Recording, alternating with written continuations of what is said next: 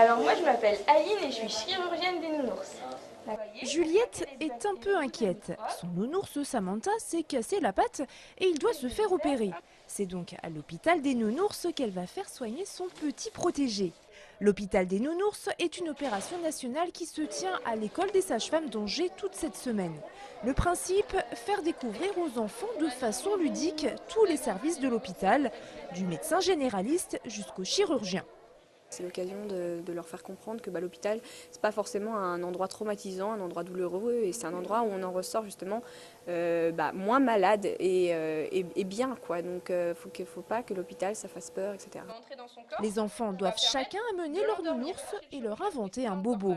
Ils lui ont mis un gros pansement au front là. Ouais. Et là il va mieux? Oui. T'es rassurée? Et dans mon petit sac, j'ai mes médicaments. J'ai les médicaments de mon nounours. Les ateliers sont animés par des élèves sages-femmes et des étudiants en médecine et pharmacie. D'ici jeudi, plus de 200 enfants joueront aux apprentis chirurgiens. Ils se débarrasseront peut-être définitivement de la peur de la blouse blanche.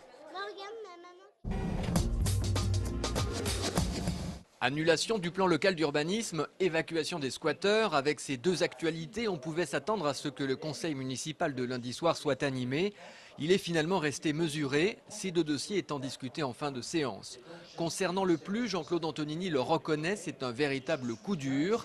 Mais il n'accepte ni les accusations d'amateurisme ni la méthode des associations qui ne sont intervenues qu'à l'issue des discussions pour aller en justice. Nous avançons à grands pas vers une société où le risque juridique prendra le pas sur l'esprit de mission et de développement. Et d'assumer pleinement la vision du développement de l'urbanisme qu'il va maintenant falloir réécrire entièrement à travers un nouveau PLU. Union sacrée, l'opposition ne souhaite pas chercher de responsabilité. L'important, c'est de parler du futur et voir comment on peut sortir de l'ornière. Puisque c'est d'abord les Angevins qui vont en pâtir avec le problème des logements, et notamment des logements sociaux, la capacité de construire. Puis deuxièmement, c'est la ville en général en matière d'urbanisme. Enfin, après l'évacuation des squatteurs de la rue lyonnaise, la diffusion de photos du squat aura fait son effet. Jean-Claude Antonini rappelant que les conditions d'hébergement étaient indignes et que le risque d'incendie réel, une façon de justifier la décision d'évacuation, tout en regrettant les manifestations de violence du week-end. Une minute de silence a été observée hier soir en début de conseil municipal pour rendre hommage à Germaine Canonne, figure marquante de la vie politique angevine qui s'est éteinte dimanche dernier. En 1945, elle fut la première femme élue à ce même conseil municipal, mais aussi au conseil général. Femme militante, elle s'est battue toute sa vie en faveur de l'action sociale. C'est elle qui, en 1946, a fait fermer les maisons closes, quelques mois avant qu'une loi l'impose partout en France. Elle est aussi à l'origine des premiers foyers pour personnes âgées et crèches d'Angers. Samedi, Germaine Canonne fêtait ses 100 ans en présence du maire d'Angers et de sa famille. Elle s'est éteinte dans son sommeil la nuit suivante. Ses obsèques seront célébrées jeudi à 10 h en l'église réformée d'Angers.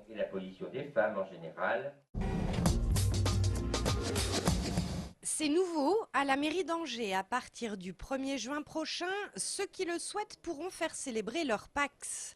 C'est dans la salle de la Charte où sont également célébrés les mariages que les couples réaffirmeront devant témoins et en présence d'un élu l'engagement pris auparavant au tribunal d'instance. Ça n'a qu'une valeur symbolique puisqu'on leur demandera d'ailleurs de nous apporter le document que le tribunal d'instance leur aura remis lors de la signature du Pacs qui, elle, est officielle au tribunal. Symbolique peut-être, mais certaines associations de défense des droits homosexuels apprécieront la démarche.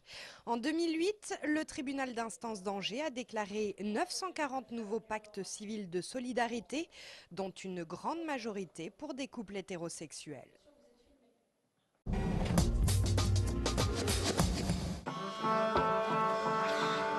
Semaine de découverte de la danse contemporaine pour ces jeunes du collège Rabelais à Angers. Sous la houlette du CNDC, Centre national de danse contemporaine, les collégiens suivent différents ateliers pour mieux comprendre l'univers artistique de cet art peu connu des plus jeunes. À travers ces actions-là, c'est comme si, au lieu que des collégiens aillent en Angleterre, visiter Londres, en fait on s'est dit, il y a une histoire de proximité par rapport au CNDC. Et l'idée, c'est qu'ils traversent une semaine de la vie du CNDC. Donc ils rencontrent des artistes qu'on accueille beaucoup en résidence, ils rencontrent des étudiants de l'école supérieure du CNDC. Et après, paf, il y a un porté. Mais que vous deux, vous soyez pas tout de suite dans le porté. Aujourd'hui, l'atelier était animé par des professionnels, une chorégraphe, une éclairagiste et un musicien. Tout ce qu'il faut ensemble pour se prendre au jeu de la danse contemporaine. Ouais, elle est portée très bien aussi. On est en train de faire des petites impros sur l'équilibre ou des choses comme ça. Qu'est-ce que t'en penses, toi, de cette semaine? Je trouve que c'est super bien. Pourquoi? Parce qu'on fait plein de choses intéressantes, et on découvre des trucs et voilà. On n'a pas fait que danser, on a fait des sortes de mimes, on a travaillé l'entrée en scène et après on a fait quelques exercices. Je pensais pas qu'on pouvait se défouler autant. Je me disais c'était pour les filles et... C'est bidon. C'est bien, c'est pour tout le monde. Rendre la danse accessible à tous, voilà une des missions du CNDC.